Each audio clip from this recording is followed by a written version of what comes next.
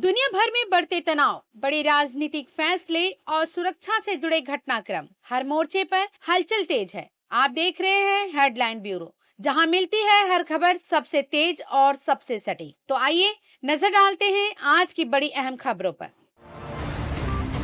Hormuz strait को लेकर एक बड़ी और संवेदनशील खबर सामने आई है। 4 मई 2026 को अमेरिका ने ऐलान किया है कि वह इस अहम समुद्री रास्ते में जहाजों को गाइड करने की योजना बना रहा है। अब सवाल उठता है, क्या ये सुरक्षा बढ़ाने का कदम है या टकराव की नई शुरुआत? दरअसल ईरान के साथ बढ़ते तनाव के बीच ये फैसला लिया गया है, क्योंकि यह इलाका दुनिया के सबसे व्यस्त तेल मार्गों में से एक है। अमेरिका का दावा है कि इससे जहाजों की सुरक्षा मजबूत होगी, लेकिन जानकार मानते हैं कि इससे क्षेत्र में तनाव और बढ़ सकता है। होर्मुज में भारत की बड़ी कामयाबी सामने आई है, जहां सर्वशक्ति नाम का भारतीय टैंकर हर चुनौती को पार करते हुए सुरक्षित निकल गया। ये सिर्फ एक सफर नहीं, बल्कि रणनीतिक जीत की कहानी बन गया है। रिपोर्ट्स के मुताबिक अमेरिका और ईरान के तनाव के बीच हालात बेहद नाजुक थे। इसी दौरान ईरान की मदद से टैंकर ने यह कदम जोखिम भरा रास्ता पार किया है। हालांकि आधिकारिक पुष्टि अभी बाकी है, लेकिन इसे भारत की मजबूत रणनीति के तौर पर देखा जा रहा है। ईरान के नए शांति प्रस्ताव को लेकर बड़ा अपडेट सामने आया है। अमेरिका के राष्ट्रपति डोनाल्ड ट्रंप ने इस प्रस्ताव को साफ तौर पर खारिज कर दिया है। ट्रंप का कहना है कि यह प्रस्ताव उनकी अपेक्षाओं पर खरा नहीं उतरता और इसमें जरूरी शर्तों की कमी है। इस बयान के बाद साफ है कि तनाव कम होने के बजाय अभी और बढ़ सकता है। विशेषज्ञ का मानना है कि अगर दोनों पक्षों के बीच सहमति नहीं बनती तो इसका असर वैश्विक राजनीति और अर्थव्यवस्था पर भी पड़ सकता है। अब नजर इस बात पर है कि आगे बातचीत की कोई नई राह निकलती है या नहीं। रूस यूक्रेन युद्ध को लेकर आज एक नई उम्मीद की खबर सामने आई है। 4 मई को जनेवा में शांति प्रस्ताव पर अहम चर्चा हुई, जहां दोनों पक्षों के बीच टकराव कम करने के रास्ते तलाशे गए। काफी कम समय से चल रहे इस युद्ध ने दुनिया भर में अनिश्चितता बढ़ा दी थी। भारत भी इस पूरे घटनाक्रम पर करीबी नजर रख रहा है। जानकार का कहना है कि अगर यह बातचीत आगे बढ़ती है तो न सिर्फ युद्ध पर असर पड़ेगा, बल्कि तेल व्यापार और पूरी वैश्विक अर्थव्यवस्था को राहत मिल सकती है। अब सबकी नजर इस बात पर है कि क्या ये कोशिशें सच में शांति की दिशा में कदम बन पाएगी।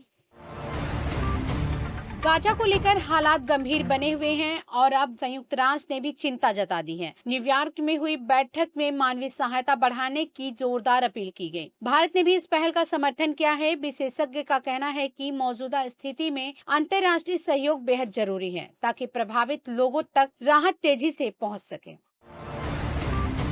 भारत चीन सीमा पर एक बार फिर हलचल देखने को मिली है। लद्दाख सेक्टर में दोनों देशों के सैन्य अधिकारियों के बीच अहम बैठक हुई है, जिसमें सीमा से जुड़े मुद्दे पर बातचीत की गई। इस बातचीत का मकसद साफ है, तनाव कम करना और शांति बनाए रखना। फिलहाल हालात स्थिर बताए जा रहे हैं, लेकिन आने वाले समय में होने वाली बैठकों पर भी सबकी नजर टिकी हुई है। चीन ने अमेरिका को सीधे चुनौती दे दी है और इस बार मामला तेल और कानून दोनों से जुड़ा है। अमेरिका द्वारा लगाए गए प्रतिबंधों को चीन ने गैर कानूनी बताते हुए पहली बार एंटी सेक्शन कानून लागू कर दिया है। इसका मतलब साफ है कि चीनी कंपनियां अब अमेरिकी आदेशों को मानने से इनकार कर सकती हैं। इससे वैश्विक तेल बाजार में बड़ा असर देखने को मिल सकता है। फिलहाल हालात स्थिर बताए जा रहे हैं और दोनों देश बातचीत के जरिए समाधान निकालने पर जोर दे रहे हैं। मध्य पूर्व में तनाव के बीच इजराइल ने बड़ा सैन्य कदम उठाया है। रिपोर्ट्स के मुताबिक उसने अमेरिका से नए फाइटर जेट खरीदने की डील को मंजूरी दे दी है। माना जा रहा है कि ये कदम क्षेत्र में बदलते हालात को देखते हुए उठाया गया है। वहीं जानकार का मानना है कि इससे इजराइल की सैन्य ताकत और बढ़ेगी, लेकिन साथ ही क्षेत्रीय तनाव भी बढ़ सकता है। अब देखना होगा कि इसका असर संतुलन पर क्या पड़ता है। चेन्नई एयरपोर्ट से एक चौंकाने वाली घटना भी सामने आई है। यात्री ने चलती फ्लाइट का इमरजेंसी गेट खोल दिया और बाहर कूद गया। बताया जा रहा है कि उस समय विमान रनवे से टर्मिनल की तरफ जा रहा था, जिससे स्थिति बेहद खतरनाक हो गई। पायलट ने तुरंत विमान को रोक लिया, जिससे बड़ा हादसा टल गया। सुरक्षा टीम ने तुरंत कार्रवाई करते हुए आरोपी यात्री को गिरफ्तार कर लिया। फिलहाल मामले की जांच जारी है और यह समझने की कोशिश की जा रही है कि यात्री ने ऐसा कदम क्यों उठाया। लेपु लेक दर्रे को लेकर भारत ने नेपाल के दावे को साफ तौर पर बेबुनियाद और ऐतिहासिक तथ्यों से परे बताया है। विदेश मंत्रालय ने स्पष्ट किया है कि यह रास्ता 1954 से कैलाश मानसरोवर यात्रा का पारंपरिक मार्ग रहा है और दशकों से लगातार इस्तेमाल में है। भारत ने दो टूक में कहा कि किसी भी तरह के एक तरफा सीमा विस्तार या कृत्रिम दावों को स्वीकार नहीं किया जाएगा। हालांकि बातचीत के लिए दरवाजे खुले रखे गए हैं। विदेश मंत्रालय ने यह भी बताया कि लिपुलेक कोई नया मार्ग नहीं और भारत ने यहाँ हाल में कोई नई गतिविधियां शुरू नहीं की है। पिछले कई दशकों से हजारों तीर्थयात्री इसी रास्ते से यात्रा करते आ रहे हैं। ऐसे में अब इस पर विवाद खड़ा करना स्थापित तथ्यों को नजरअंदाज करने की कोशिश माना जा रहा है। एआई की रेस में अब चीन और अमेरिका के बीच टकराव खुलकर सामने आ रहा है। अमेरिका ने दुनिया भर के देशों को चेतावनी दी है कि वे चीनी टेक कंपनियों से सावधान रहें। अमेरिका का कहना है कि चीन तेजी से शॉर्टकट अपनाकर एआई सुपर पावर बनने की कोशिश कर रहा है। रिपोर्ट्स के मुताबिक अमेरिका को डेटा सुरक्षा और टेक्नोलॉजी के दुरुपयोग को लेकर चिंता है। वहीं चीन इस क्षेत्र में तेजी से निवेश और विस्तार कर रहा है। जानकार मानते हैं कि यह प्रतिस्पर्धा आने वाले समय में वैश्विक टेक्नोलॉजी और राजनीतिक दोनों पर बड़ा असर डाल सकती है।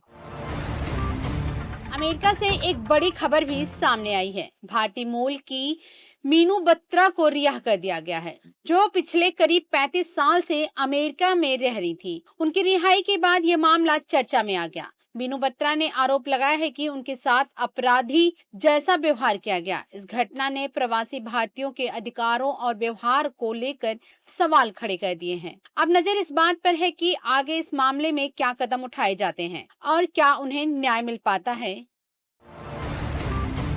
चुनाव नतीजों के बीच प्रधानमंत्री नरेंद्र मोदी की पहली प्रतिक्रिया सामने आई है। उन्होंने कहा कि जनता का फैसला सर्वोच्च होता है और सभी को इसे सम्मान के साथ स्वीकार करना चाहिए।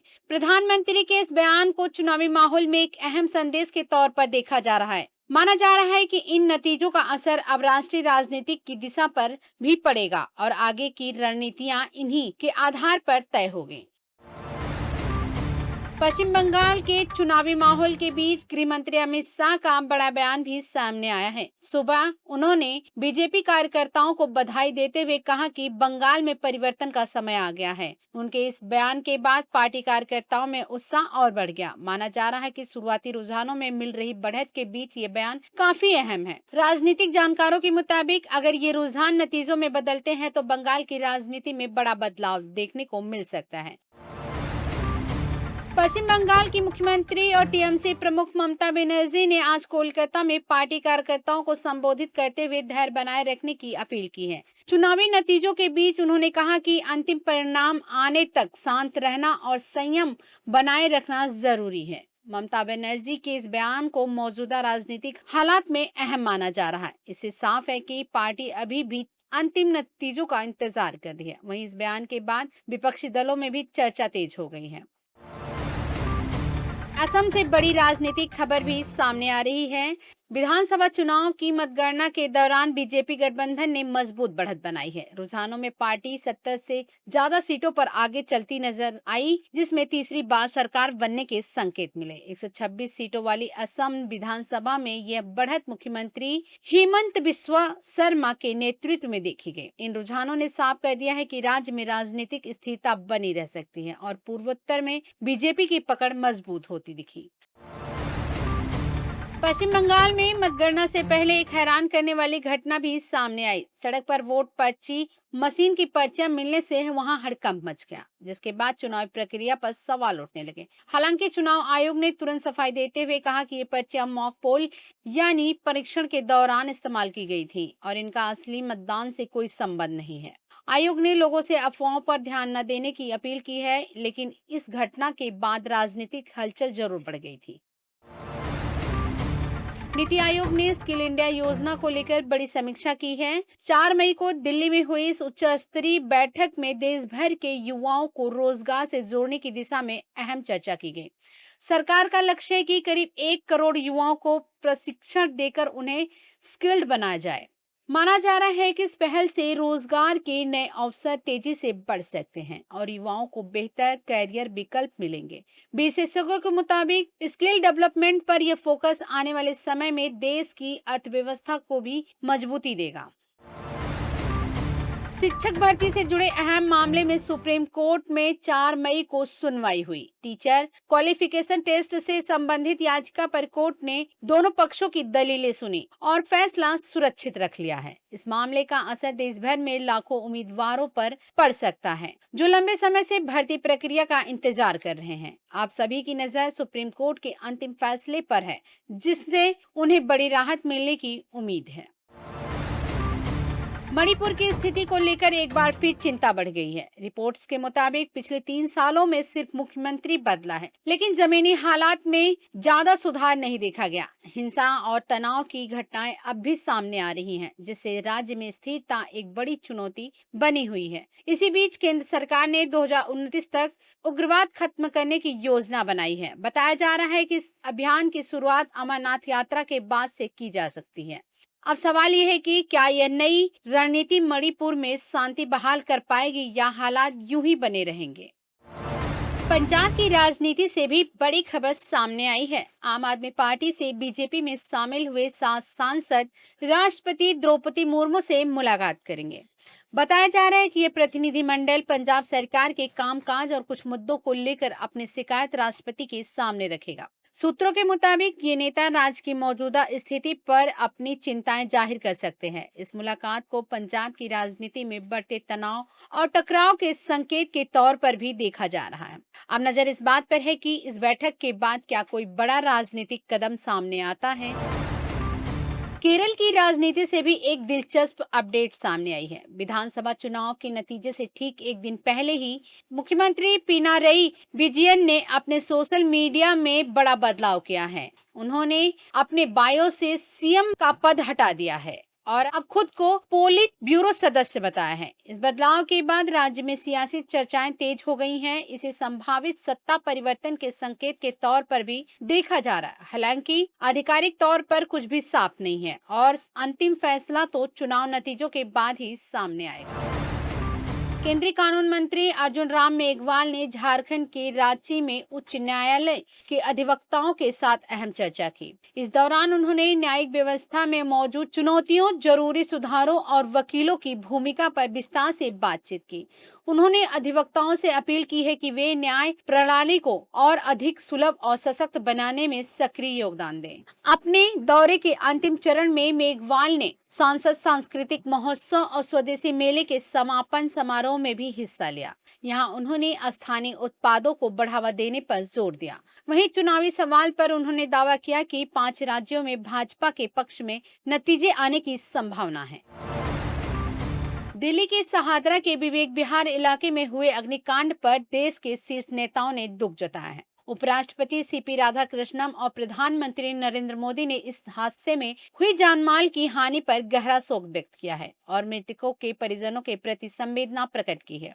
प्रधानमंत्री ने घायलों के जल्द स्वस्थ होने की कामना की है। साथ ही उन्होंने राष्ट्रीय राहत कोष से मृतकों के परिजनों को 2-2 लाख रुपए और घायलों को 50,000 रुपए की सहायता राशि देने की घोषणा की है। रक्षा मंत्री राजनाथ सिंह उत्तर प्रदेश के प्रयागराज में रक्षा त्रिवेणी संगम विषय पर उत्तर प्रौद्योगिक संगोष्ठी का उद्घाटन किया है। रक्षा मंत्रालय के अनुसार यह संगोष्ठी परिचालन चुनौतियों से निपटने के लिए अत्याधुनिक स्वदेशी तकनीकों के प्रदर्शन और उनके एकीकरण के लिए महत्वपूर्ण मंच प्रदान करेगी। इसमें देश भर से निजी रक्षा कंपनियां, स्टार्टअप और सैन्य कर्मी शामिल होंगे। बताया जा रहा है कि इस आयोजन में 280 से अधिक कंपनियां अपने नवीनतम नवाचार और तकनीकों का प्रदर्शन करेगी। 3 दिवसीय इस कार्यक्रम का आयोजन भारतीय सेना की उत्तरी और केंद्रीय कमान के साथ भारतीय रक्षा निर्माता सोसाइटी द्वारा संयुक्त रूप से किया जा रहा है। यह संगोष्ठी भारत की रक्षा तकनीक को नई दिशा देने में अहम भूमिका निभा सकती है। विदेश मंत्री एस जयशंकर ने जमैका में भारतीय समुदाय के साथ बातचीत की और उनके योगदान की सराहना की है। उन्होंने सोशल मीडिया पोस्ट में बताया कि जमैका के प्रधानमंत्री ने भी भारतीय समुदाय की भूमिका को अहम बताया। इस दौरान दोनों पक्षों के बीच बुनियादी ढांचे, मानव विकास, तकनीक आधारित शासन और उद्यमिता जैसे महत्वपूर्ण मुद्दों पर चर्चा हुई। साथ ही दोनों नेताओं ने भारत और जमैका के बीच हाल के संबंधों और सहयोग को लेकर भी विचार विमर्श किया। बता दें कि डॉक्टर एस जयशंकर इस समय जमैका, सूरीनाम और त्रिनिदाद एंड टबैको की यात्रा पर हैं, जहां भारत के द्विपक्षीय संबंधों को मजबूत करने पर जोर दिया जा रहा है। भारत के लिए गर्व की खबर भी सामने आई है। पैडमैन के नाम से मशहूर अरुणाचलम मुरुगनाथम को नोबेल शांति पुरस्कार के लिए नॉमिनेट किया गया है। उन्होंने महिलाओं के स्वास्थ्य और स्वच्छता को लेकर जो काम किया है उसे दुनिया भर में सराहा गया है। कम लागत वाले सैनिटरी पैड बनाने और जागरूकता फैलाने के उनके प्रयासों ने लाखों महिलाओं की जिंदगी बदली है। उनके इस नामांकन को भारत की एक बड़ी उपलब्धि के तौर पर देखा जा रहा है। अब नजर इस बात पर है कि क्या वह इस प्रतिष्ठित सम्मान को हासिल कर पाते हैं।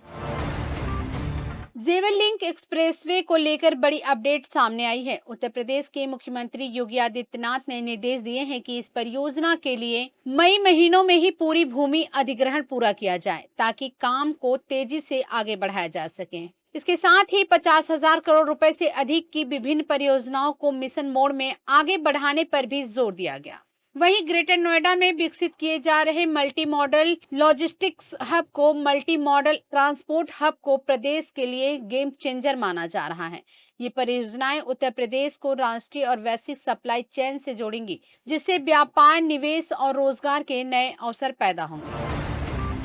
उत्तर प्रदेश से रोजगार को लेकर बड़ी खबर भी सामने आई है। मुख्यमंत्री योगी आदित्यनाथ ने बताया कि उत्तर प्रदेश अधीनस्थ सेवा चयन आयोग इस साल 32,000 से ज्यादा पदों पर भर्ती प्रक्रिया पूरा करेगा। इससे युवाओं के लिए बड़े पैमाने पर नौकरी के अवसर खुलने वाले हैं। सरकार का कहना है कि भर्ती प्रक्रिया को तेज और पारदर्शी तरीके से पूरा किया जाएगा, ताकि योग्य उम्मीदवारों को समय पर नियुक्ति मिल सके। माना जा रहा है कि इस कदम से प्रदेश में रोजगार को बढ़ावा मिलेगा और युवाओं को बड़ी राहत मिलेगी। वहीं सीएम योगी आदित्यनाथ ने दूसरी तरफ भी ये भी घोषणा की है कि मौजूदा वित्तीय वर्ष में 1.5 लाख से अधिक सरकारी भर्तियों की प्रक्रिया पूरी की जाएगी। यह कदम राज्य के युवाओं को बड़े पैमाने पर रोजगार देने की दिशा में अहम माना जा रहा है। मुख्यमंत्री ने यह भी बताया कि भर्ती प्रक्रिया को पारदर्शी और समयबद्ध तरीके से पूरा किया जाएगा, ताकि योग्य उम्मीदवारों को जल्द अवसर मिल सके। माना जा रहा है कि इससे प्रदेश में रोजगार के अवसर बढ़ेंगे और युवाओं को भी बड़ी राहत मिलेगी। भारत के स्पेस सेंटर से बड़ी कामयाबी सामने आई है। भारतीय स्टार्टअप गैलेक्सी आई ने कैलिफोर्निया से स्पेस एक्स के फाल्कन 9 रॉकेट के जरिए दुनिया का पहला ऑप्टोसार उपग्रह मिशन दृष्टि सफलतापूर्वक लॉन्च किया है। इस उपलब्धि पर उपराष्ट्रपति सीपी राधाकृष्णन और प्रधानमंत्री नरेंद्र मोदी ने गैलेक्सी की टीम को बधाई दी है और इसे भारत के अंतरिक्ष और नवाचार के सफर में एक बड़ा कदम बताया है। उपराष्ट्रपति ने कहा कि मिशन दृष्टि अपनी उन्नत तकनीक के साथ हर मौसम में 24 घंटे पृथ्वी की निगरानी करने में सक्षम है।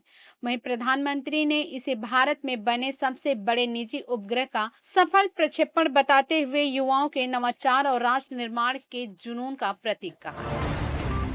जज अमन शर्मा से जुड़े मामले में अब साजिश के एंगल की चर्चा तेज हो गई है। दर्ज एफआईआर में यह संकेत मिला है कि इस पूरे मामले का संबंध आईएएस अधिकारी निधि से भी जुड़ा हो सकता है। इस खुलासे के बाद मामला और गंभीर हो गया है। फिलहाल जांच एजेंसियां पूरे घटनाक्रम की गहराई से जांच कर रही हैं, ताकि सच्चाई सामने आ सके। अगर साजिश के आरोप सही साबित होते हैं तो मामले में और बड़े खुलासे हो सकते हैं। अब सबकी नजर जांच के अगले कदम और आधिकारिक पुष्टि पर टिकी हुई है।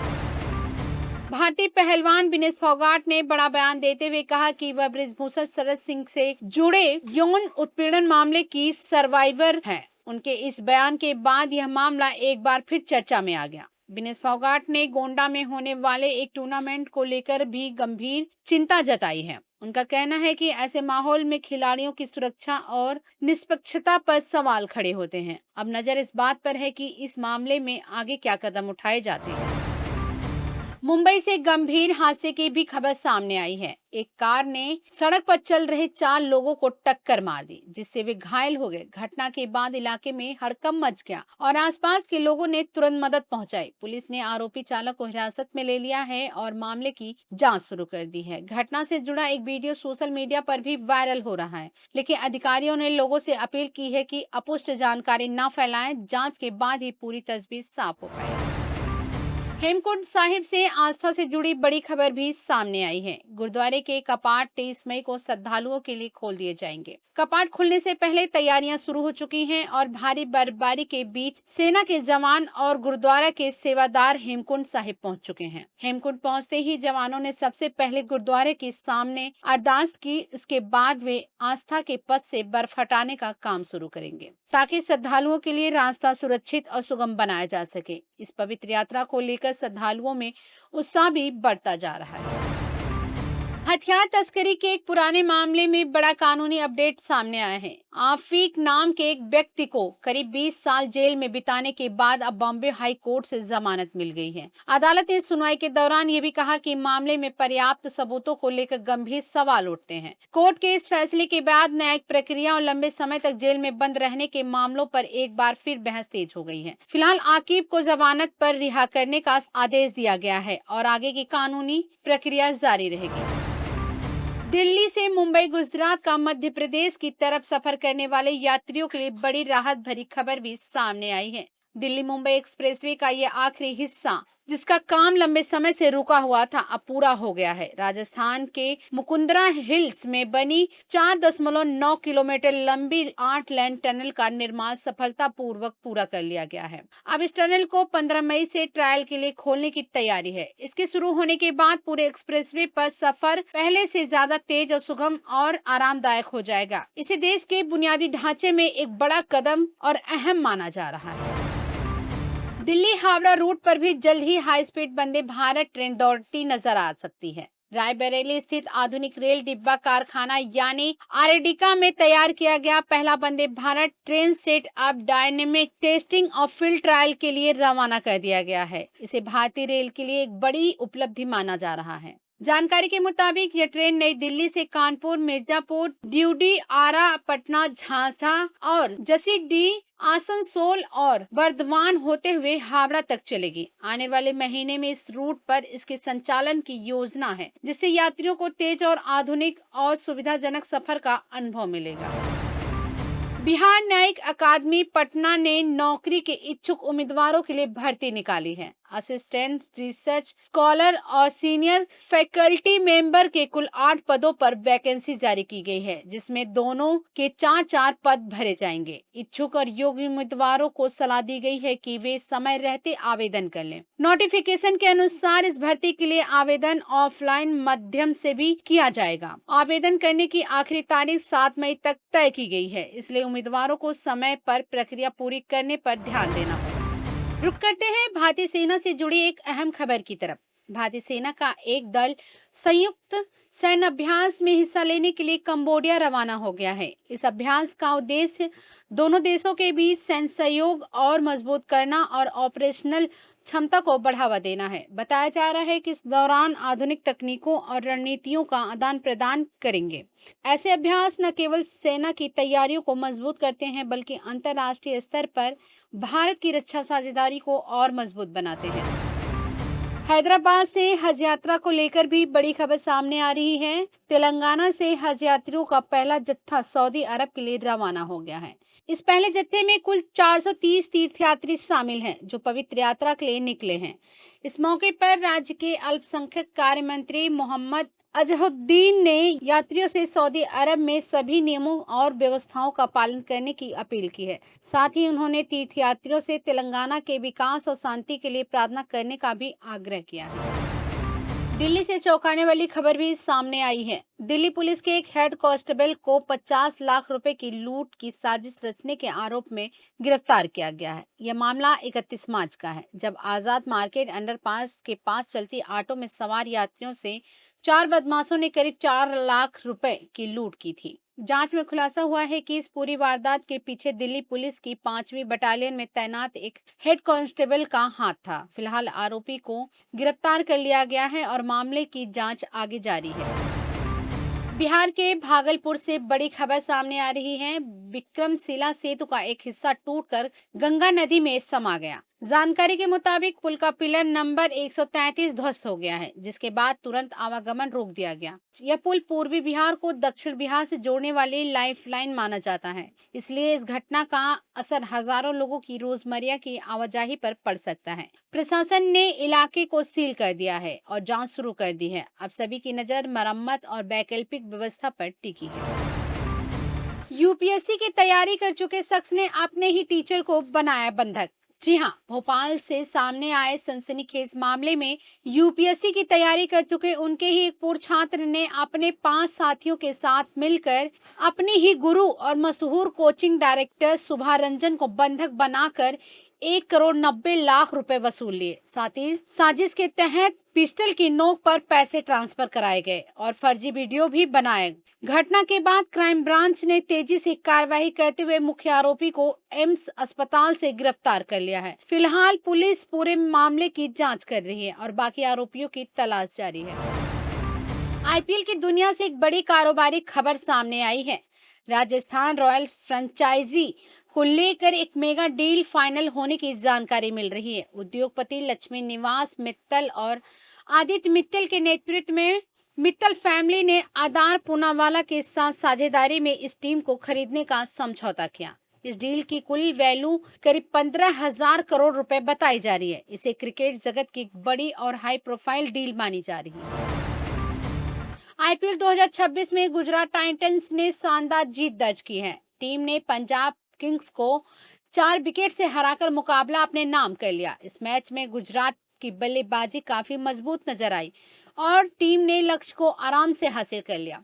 इस जीत के हीरो रहे साई सुदर्शन, जिन्होंने शानदार पारी खेलते हुए टीम को जीत तक पहुंचाया। उनकी बल्लेबाजी ने मैच का रुख पूरी तरह से बदल दिया। इस जीत के साथ गुजरात टाइटंस ने टूर्नामेंट में अपनी स्थिति और मजबूत कर ली। आईपीएल में कोलकाता नाइट राइडर्स का शानदार फॉर्म जारी है। टीम ने हैदराबाद को 7 विकेट से हराकर लगातार तीसरी जीत दर्ज की है। मैच में कोलकाता ने गेंदबाजी और बल्लेबाजी दोनों में दमदार प्रदर्शन किया। रघुवंशी ने शानदार अर्धशतक लगाकर टीम को मजबूत शुरुआत दी। वहीं वरुण ने गेंद से कमाल दिखाते हुए 3 विकेट अपने नाम किए। इस जीत के साथ कोलकाता की टीम पॉइंट्स टेबल में और मजबूत स्थिति में पहुंच गई है। टेनिस की दुनिया से बड़ी खबर सामने आई है। इटली के यानिक सिनर ने मतुआ मैड्रिड ओपन में पुरुष सिंगल का खिताब जीत लिया है। फाइनल मुकाबले में उन्होंने जर्मनी के अलेक्जेंडर ज़्वेरेव को हराकर लगातार 5वीं बार एटीपी मास्टर्स 1000 खिताब अपने नाम कर इतिहास रच दिया। यह सिनर का कुल 9वां मास्टर्स 1000 खिताब है। उन्होंने पिछले साल अक्टूबर से Paris Masters, Indian Wells, Miami, Monte Carlo और अब मैड्रिड ओपन जीतकर शानदार फॉर्म दिखाया है। अब ये कैरियर गोल्डन मास्टर्स पूरा करने से सिर्फ एक कदम दूर हैं। एक उपलब्धि जो अब तक केवल नोवाक जोकोविच ने हासिल की है।